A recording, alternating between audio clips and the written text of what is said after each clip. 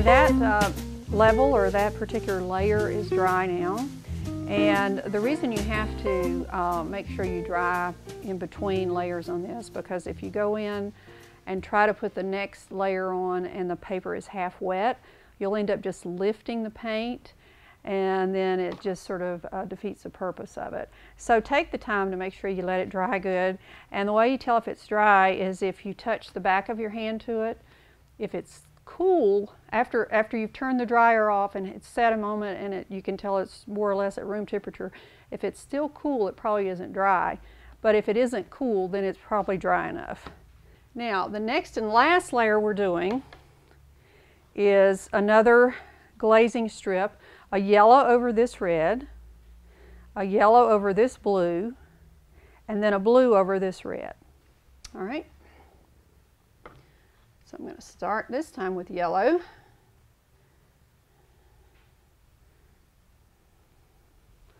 Load my brush.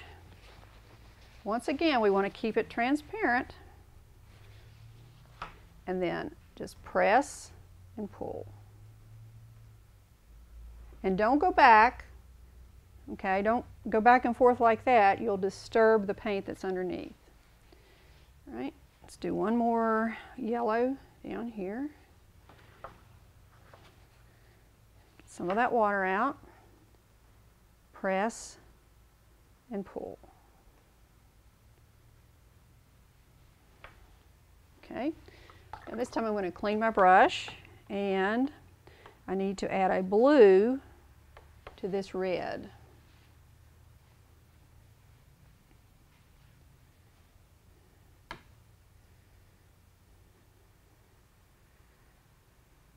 Keep it transparent. Doesn't have to be a real dark. Of course, cobalt, it won't be that dark anyway, but you don't want it to be thick. You just want it to be a thin layer. Put it right here. There. Okay. There's a little extra water in there. Let's see if I can get that off there. I think I'll just leave that. It's kind of a It's sitting up on the paper just a little bit, but it'll probably settle down. Now, once you get it to this stage, let it dry. And I want you to notice the different colors that you can get. If you isolate one color, or two, you can get a red, a pure yellow, and a pure blue. But then you also have oranges, and then you have orange reds. You have different colors of violet, different colors of green. And you may say, well, why do I need to do that? Well, sometimes if you mix the colors, if you overmix them, then they end up being dull and flat. Now, I do mix my colors. I like to mix them on the paper. But sometimes you need to maybe tone down a color or to change it maybe from a blue to a violet, or a red to an orange, or a yellow to a green or something like that. So this is just a handy way of doing that without having to start over again or something, or to add, you can also add value to different areas using the glazing technique. Now let me just show you real quick these same colors mixed. And you can, once they dry, and this would be a good thing for you to do too, because once these colors dry, then you can see the difference in the luminosity. So let's say if you have yellow, and this, once again, this is Aurelian, and then you want to make an orange, you can just pull that rose madder right in there. Let me get that.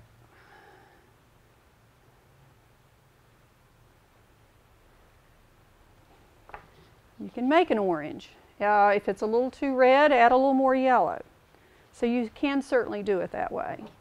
Have your pure color on one side, the red, and the yellow on this side. Whoops, and that already had a little red left in the brush. But that's certainly a way to mix a secondary color. Now let's say if you want to make a violet, you can use your rose madder or permanent rose, whichever color you like.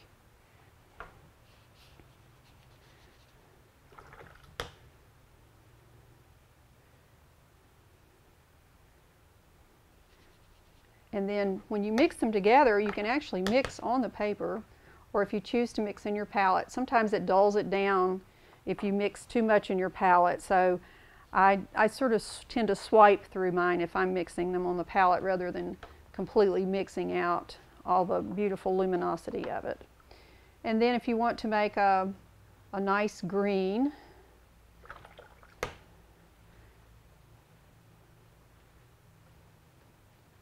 you can certainly start with your blue, put a little yellow on your palette as well, or excuse me, on your paper, and then let them mix and mingle, or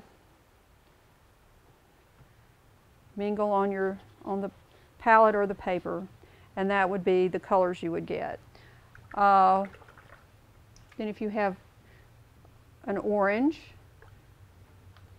and you want to tone it down a little bit, maybe by adding a violet to it, then you can get some of these nicer gray colors just by mixing those three primaries. It's just amazing how many different colors you can get depending on the amount of paint you use and how much water and so forth.